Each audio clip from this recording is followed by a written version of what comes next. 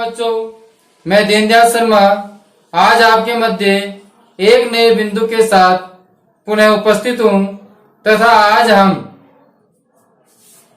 संज्ञा शब्द रूप प्रकरण पर अध्ययन करने वाले हैं।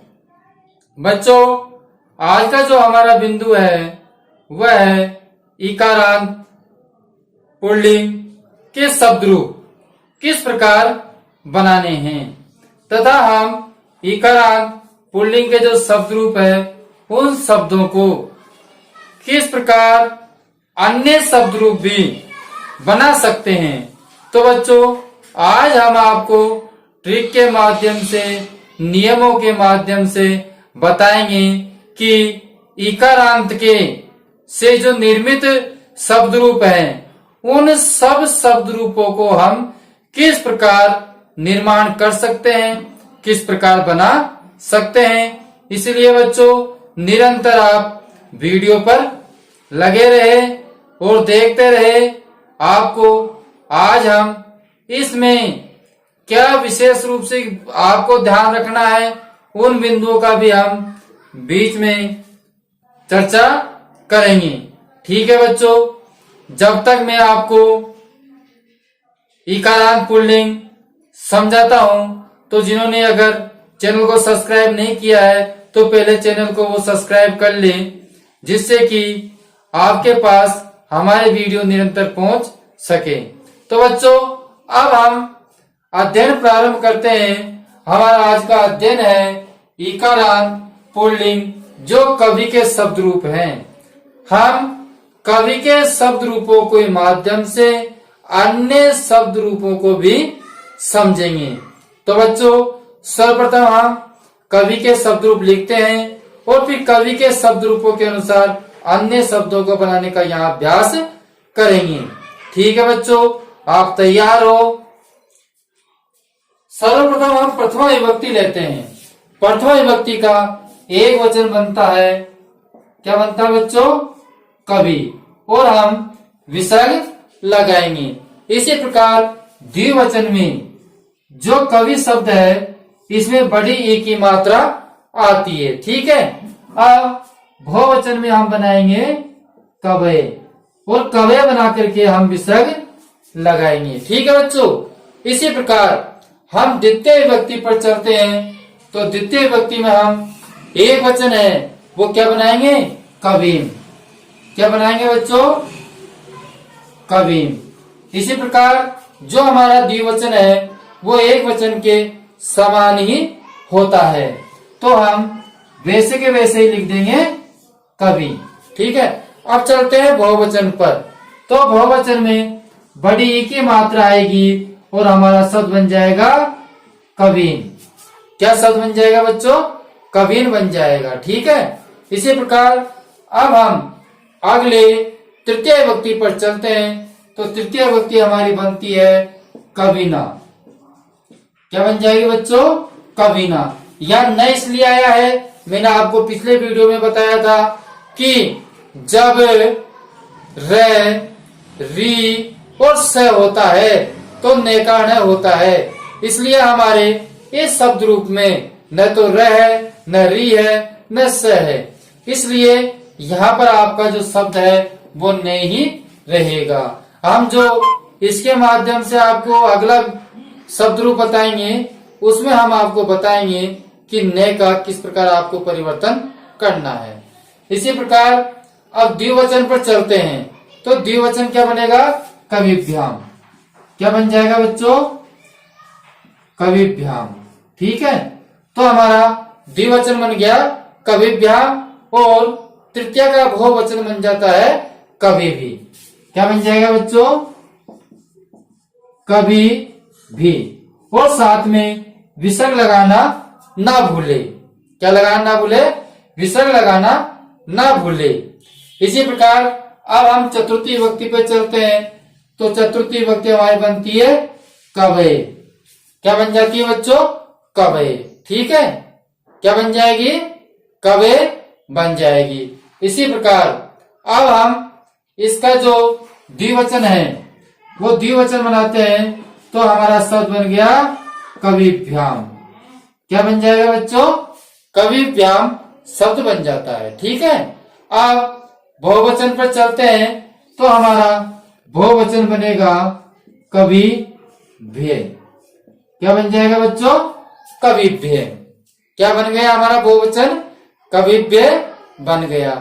इसी प्रकार अब हम अगली जो पंचमी विभक्ति है, कौन सी विभक्ति बच्चों? पंचमी विभक्ति। अब पंचमी विभक्ति का एक वचन क्या बनता है? कवे। क्या बन जाएगा बच्चों? पंचमी का एक वचन हमारा बन जाता है कवे। ठीक है, इसी प्रकार हम पंचमी का द्विवचन बनाते हैं तो द्विवचन बनेगा हमारा कविभ्याम। अब बच्चों आपको एक बात का ध्यान रखना है कि द्विवचन में जो प्रथमा और द्वितीय विभक्ति है वो समान होती है तथा तृतीय, चतुर्थी और पंचमी ये विभक्ति समान होती है। ठीक है बच्चों, ध्यान में रह जाएगा आपको। अब हम बहुवचन लिखते हैं तो बहुवचन क्या होगा इसका? कविभ्य। बहुवचन क्या होगा बच्चों? कविभ्य। और हमारा जो विभक्ति चतुर्थी और पंचमी है उसका बहुवचन भी दोनों का क्या होता है? समान होता है। बहुवचन क्या होता है? समान ही होता है। ठीक है बच्चों, अब आगे देखिए, अब हम चलते हैं षष्ठी विभक्ति। जो षष्ठी विभक्ति का एक वचन है वो भी पंचमी विभक्ति के समान ही होगा। तो पंचमी विभक्ति और षष्ठी विभक्ति का एक वचन दोनों ही क्या है? समान है। ठीक है, अब बच्चों हमारा जो द्विवचन है इस द्विवचन का द्विवचन षष्ठी विभक्ति क्या बन जाएगा? कवयो। क्या बन जाएगा बच्चों? कवयो शब्द बन जाएगा। ठीक है, समझ में आ रहा है आपके?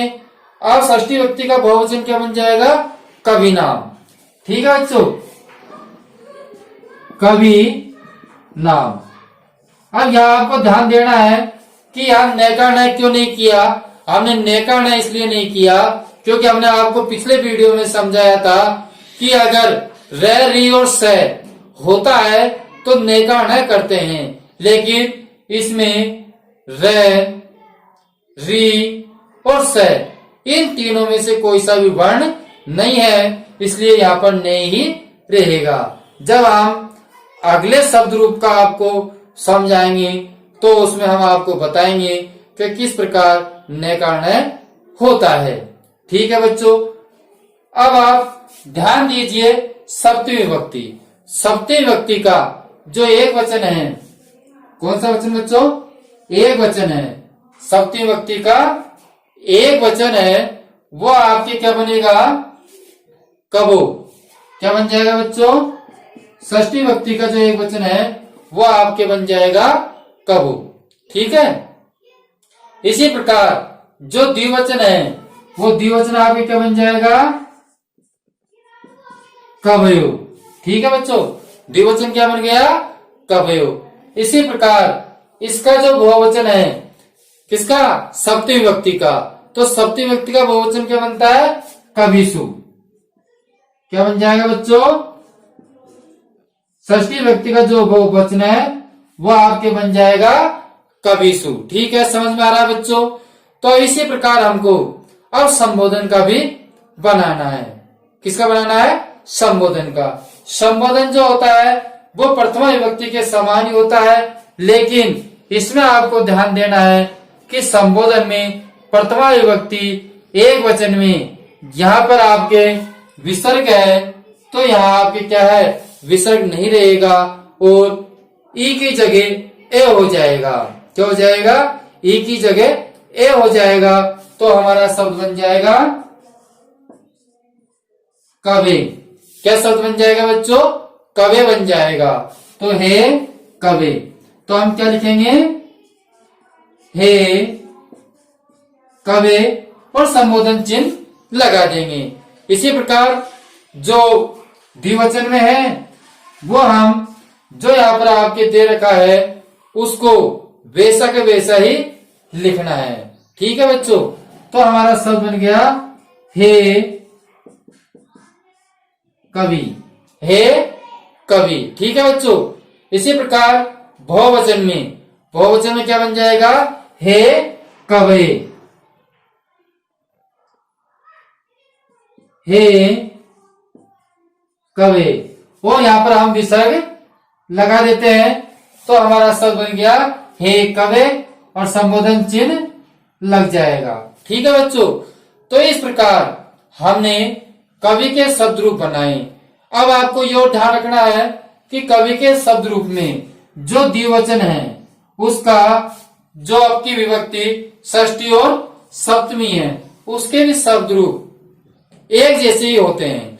कहने का तात्पर्य है कि ऊपर के दो और नीचे के दो दोनों में इस प्रकार समान समान शब्द होते हैं और बीच में जो आपके 3 शब्द हैं उनमें समान होता है। कहने का तात्पर्य प्रथमा द्वितीय में कवि कवि, तृतीया चतुर्थी पंचमी में कविभ्याम और षष्ठी और सप्तमी में कवयो कवयो शब्द है। ठीक है। तो इस प्रकार आप द्विवचन को याद कर सकते हैं और आप ये ध्यान रखें इस विभक्ति के अंतर्गत जो आपके पंचमी और षष्ठी विभक्ति है वो एक जैसी होती है। कौन सी विभक्ति बच्चों? पंचमी और षष्ठी। इसी प्रकार यहाँ पर आप बहुवचन में ध्यान दें कि आपकी जो चतुर्थी और पंचमी विभक्ति है वो एक जैसी होती है। अब हम आगे इसमें समझते हैं कि इससे संबंधित जो शब्द रूप है वो कौन कौन से बनते हैं। तो बच्चों जो ई से प्रारंभ जिसका इकारांत हो, कहने वाला शब्द के पीछे ई जुड़ा हुआ, कौन सा ई?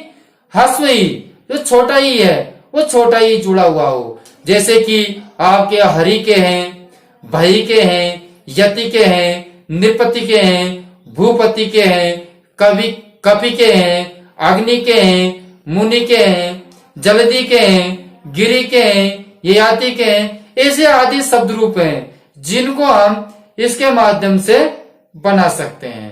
तो बच्चों आपको ध्यान रखना है जो इकारांत शब्द है, इकारांत कौन सा? छोटा ई ह्रस्व ई।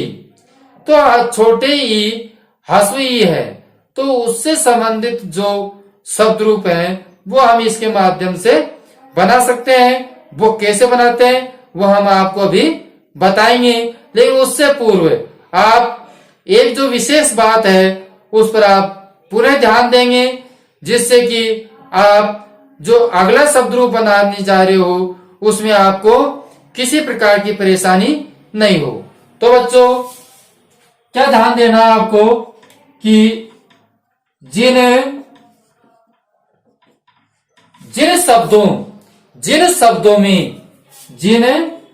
शब्दों में र और री तथा स, जिन शब्दों में र री तथा स होता है, क्या होता है? स होता है। उससे किससे बच्चों? उनमें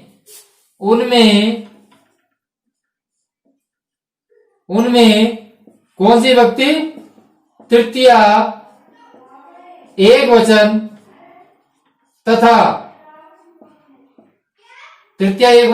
तथा षष्ठी बहुवचन। कौन सी बच्चों? षष्ठी बहुवचन। षष्ठी बहुवचन तथा षष्ठी बहुवचन में, किसमें? षष्ठी बहुवचन में न का क्या हो जाता है? ण हो जाता है। न का ण हो जाता है। ठीक है बच्चों। तो यह आपको नोट करना है और ध्यान देना है कि जिन शब्दों में र री और स होता है उनमें तृतीया एक वचन तथा षष्ठी बहुवचन में न का ण हो जाता है। अगर आपको ये बात ध्यान है तो आप इकारांत से निर्मित किसी भी प्रकार का शब्द रूप हो उस शब्द रूप को आप आसानी से बना सकते हैं। अभी मैं आपको बताने जा रहा हूं कि किस प्रकार अपन शब्द रूप बना सकते हैं। तो बच्चों अब हम जो अगला शब्द रूप है वो हरि का जो शब्द रूप है उसको हम इसके माध्यम से ही कवि के माध्यम से आपको समझाएंगे और बनाएंगे। ठीक है बच्चों, तो अब हम किसके शब्द रूप बनाते हैं? हरि के शब्द रूप। देखिए हरि के शब्द रूप। अब हम यहाँ से कवि को हटा देते हैं और क्या लिख देते हैं? हरि। क्योंकि अब हम हरि के शब्द रूप आपको बनाना सिखा रहे हैं। किसके अनुसार? कवि के अनुसार। तो आपको अगर एक शब्द रूप याद है तो आप अन्य शब्द रूप बना सकते हैं। वो किस प्रकार बनाएंगे वो ध्यान दे। तो बच्चों आपको क्या करना है, जहां आपके कवि शब्द है उस कवि शब्द को आपको हटाना है और जो स्वर है या कोई विसर्ग है उसको आपको छोड़ना है। तो इसमें हमने कवि शब्द को हटा दिया। ठीक है बच्चों, हमने जो कवि कवि शब्द है इन कवि कवि शब्द को हटा देंगे। केवल जो स्वर बचा हुआ है उस स्वर को ही हम छोड़ेंगे। अब देखिए ये को छोड़ेंगे क्योंकि ये कवि के साथ में नहीं है। ठीक है, इसी प्रकार यह आपका जो कवि शब्द है उसको मिटाएंगे और मैं छोड़ेंगे। बच्चों इसमें बड़ी ई को छोड़ेंगे क्योंकि स्वर को अपन को छोड़ना है। ठीक है, जैसे कि हमने कवि शब्द को मिटाना है और केवल उसके स्थान पर क्या लिखना है? हरि लिखना है। क्या लिखना है बच्चों? कवि के स्थान पर हमको केवल हरि शब्द लिखना है। जब तक जिन्होंने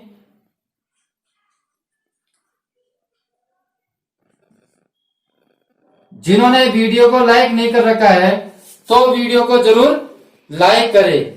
ठीक है, अब देखिए बच्चों हम आपको जब तक तृतीय विभक्ति तक बताते हैं कि कैसे हमको शब्द रूपों को बनाते हैं। अब हमारा शब्द रूप है हरि। तो बच्चों हम कवि के स्थान पर क्या लिख देते हैं? हरि लिख देते हैं। ठीक है, कवि के स्थान पर क्या लिख दिया? हरि लिख दिया। क्या लिखा बच्चों? हरि, हरि शब्द लिख दिया। इसी प्रकार यहां भी हम क्या लिख देंगे? क्या लिख देंगे बच्चों? हरि लिख देंगे। तो हमारा बड़ा ई की मात्रा इसमें लग गई। इसी प्रकार हम यहां क्या लिख देंगे? हरि लिख देंगे। ठीक है, इसी प्रकार यहां पर जो हरि शब्द है उसको हम वैसे के वैसे ही लिखेंगे। तो हमारा शब्द बन गया हरे। क्या बन गया? हरे। क्योंकि हमने कवि में से भी ई की मात्रा हटाई थी तो हरि में से भी ई की मात्रा को हमने हटा दिया तो हमारा शब्द बन गया हरे। क्या शब्द बन गया बच्चों? हरे शब्द बन गया और विसर्ग हमने वैसे के वैसे ही लगा रखा है। ठीक है, समझ में आ रहा है आपके? इसी प्रकार अब हम यहां लिखेंगे हरि शब्द लिखेंगे। क्या लिखेंगे? हरि शब्द। तो हमारा बन गया हरि। अब यहाँ हरि वैसे के वैसे हो गया। अब देखिए यहां हम क्या लिख देंगे? हरि। तो क्या हो गया? हरिन। ठीक है बच्चों, तो हमको कुछ नहीं करना है। जहां कवि शब्द है उस कवि शब्द के स्थान पर ही हमको क्या लिखना है? हरि लिखना है। और जहां कवि शब्द में ई कारांत का ई का जहां लोप है, ई जहां दीर्घ है वहां ही हमको हरि का भी दीर्घ व ई का लोप करते हुए चलना है। अब बच्चों ध्यान दें, तृतीय विभक्ति इसमें हम शब्द लिखेंगे जो हमारा शब्द है हरि। लेकिन यहां पर क्या है? र है। क्या है बच्चों? इसमें यहां पर र है। र होने के कारण इस न का क्या हो जाएगा? ण हो जाएगा। र होने के कारण न का क्या हो जाएगा? ण हो जाएगा। अगर आप तृतीय विभक्ति और षष्ठी विभक्ति में न का ण को समझ गए तो आपका जो कारक है, आपकी जो शब्द रूप है वो शब्द रूप बिल्कुल सही चलेंगी। ठीक है बच्चों, तो आगे देखिए हमने इस न के स्थान पर क्या कर दिया? ण कर दिया। तो हमारा शब्द बन गया हरिणा। ठीक है, अब देखिए हम इसमें क्या जोड़ देंगे? हरिभ्याम। ठीक है, क्या जोड़ देंगे बच्चों? हम शब्द जोड़ देंगे हरिभ्याम। इसी प्रकार अब हम यहां शब्द करेंगे, क्या है? हरि भी। क्या बन जाएगा बच्चों? हरि भी। ध्यान दें बच्चों, यहां पर आपके छोटी ई की मात्रा थी। कौन सी मात्रा थी? छोटी ई की। तो हमारा शब्द बन गया हरि भी, और विसर्ग वैसा के वैसा ही रहेगा। कवि शब्द था, कवि में छोटी ई की मात्रा थी, कवि भी। तो यहाँ पर आपको कुछ नहीं करना है, जो स्वर है उन स्वरों के साथ में हरि शब्द को वैसे ही जोड़ते हुए चलना है। जैसे कि चतुर्थी विभक्ति में आप कवे शब्द को हटाइए और उसके स्थान पर क्या लिखिए? क्या लिखोगे? हरे, क्योंकि उसमें क्या बना हुआ था? कवे। क्या बना हुआ था? कवे। तो कवे के स्थान पर हो गया हरे। ठीक है, इसी प्रकार यहां आप हरि शब्द लिख लीजिए और वे के स्थान पर र कर दीजिए। ठीक है, तो क्या बन गया? हरिभ्याम। इसी प्रकार इस के स्थान पर क्या करना है करना है, और वे के स्थान पर क्या करना है बच्चों? र करना है। वे के स्थान पर र करना है और के स्थान पर है करना है, जिसमें आपके शब्द रूप बन जाएंगे। कितना आसान है। इसी प्रकार के स्थान पर क्या कर दिया हमने बच्चों?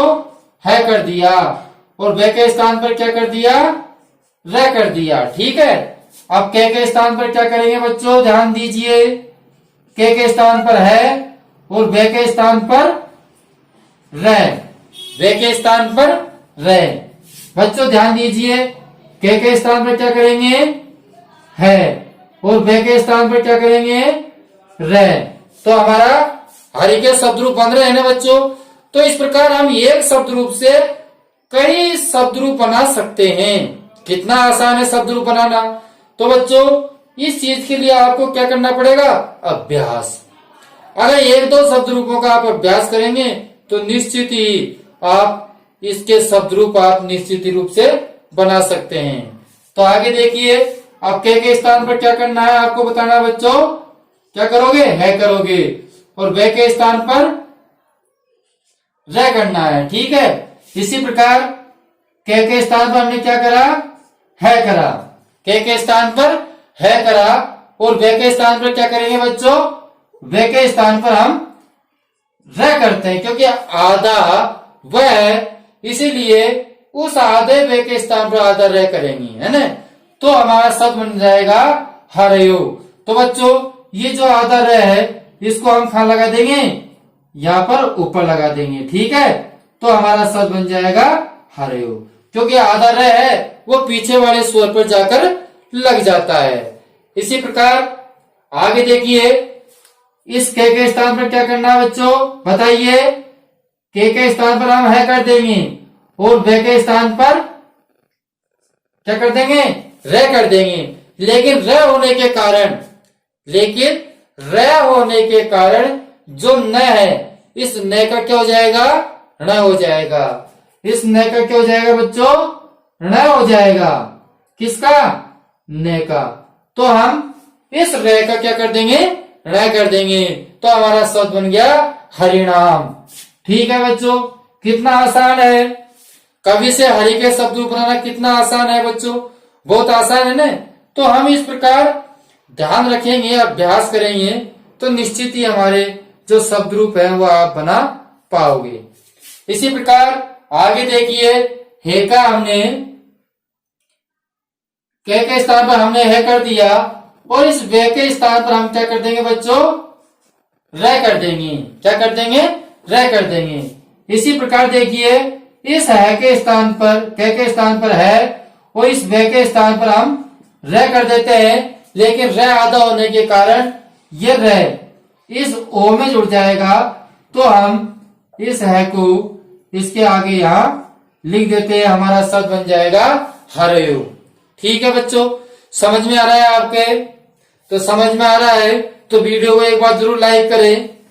अब देखिए, जैसे कि है कह इस के स्थान पर हमने है कर दिया, ठीक है। और वे के स्थान पर क्या कर देंगे, वे के स्थान पर क्या कर देंगे बच्चों, रह कर देंगे। तो हमारा शब्द क्या बन गया, हरीशु। क्या शब्द बन गया बच्चों, हरीशु, ठीक है। समझ में आ रहा है आपके। अब देखिए जब संबोधन में करते हैं तो यहाँ पर के स्थान पर हमने है कर दिया और इस वे के स्थान पर हम क्या कर देंगे, रह कर देंगे। तो हमारा शब्द बन गया हरे, हे हरे। इसी प्रकार के स्थान पर क्या करना है बच्चों, है करना है और वे के स्थान पर रह करना है, ठीक है। समझ में आ रहा है आपके, समझ में आ रहा है ना बच्चों। अब देखिए आगे, देखिए इस के स्थान पर क्या करा हमने, है करा और इस वे के स्थान पर क्या करा, रह करा। तो हमारा शब्द बन गया हरे। तो बच्चों इस प्रकार हमने कवि के शब्द रूपों के माध्यम से हरि के शब्द रूपों को समझा। अब बच्चों ये आपको शब्द रूपों में ये ध्यान रखना है कि हमारा खा हलंत लगा हुआ है, खा विसर्ग लगा हुआ है, कौन सी विभक्ति में समान शब्द आते हैं। तो इन चीजों का अगर आप ध्यान रख लेंगे तो निश्चित ही आप जो शब्द रूप हैं उन शब्द रूपों को आसानी से कर सकते हैं। तो बच्चों इन चीजों का आपको ध्यान रखना है कि जो एक वचन है इसमें पंचमी और षष्टमी का एक ही समान शब्द होता है और द्विवचन में प्रथमा और द्वितीय का एक समान, तृतीय चतुर्थी और पंचमी का एक जैसा और षष्ठी और सप्तमी का एक जैसा शब्द होते हैं। इसी प्रकार यहाँ चलते हैं तो चतुर्थी और पंचमी के शब्द रूप एक जैसे ही होते हैं। तो बच्चों इस प्रकार हम शब्द रूपों को समझ सकते हैं, बना सकते हैं और अन्य शब्द रूप जैसे मुनि है उनका हम अभ्यास कर सकते हैं। हमको कुछ नहीं करना है, जैसे मुनि शब्द है तो है की जगह मुंह लिखना है और रे की जगह नी करना है, ठीक है। तो बच्चों हमको केवल स्वर वही रखना है, उसके स्थान पर केवल अगला जो शब्द है उसको जोड़ना है, ठीक है बच्चों। तो आपको हमारे वीडियो पसंद आए होंगे तो उससे पूर्व एक बार आप जो श्याम पट पर लिखे हुए हैं उनको आप एक बार स्क्रीनशॉट ले ले और अपनी उत्तर पुस्तिका में उतार ले। तो बच्चों अगर आपको हमारे वीडियो अच्छे लगे हैं तो वीडियो को आप लाइक करना ना भूलें और जिन्होंने अभी तक चैनल को सब्सक्राइब नहीं कर रखा है वो लाल बटन को दाबकर अभी सब्सक्राइब करें, जिससे कि पिछले व आने वाले वीडियो निरंतर आपके पास पहुंच सके और आपका जो अध्ययन कार्य है वह अध्ययन कार्य सुचारू रूप से चल सके, ठीक है बच्चों। अब हम आपसे विदा मांगते हैं, अगले वीडियो में आपसे फिर मिलेंगे। जब तक के लिए धन्यवाद।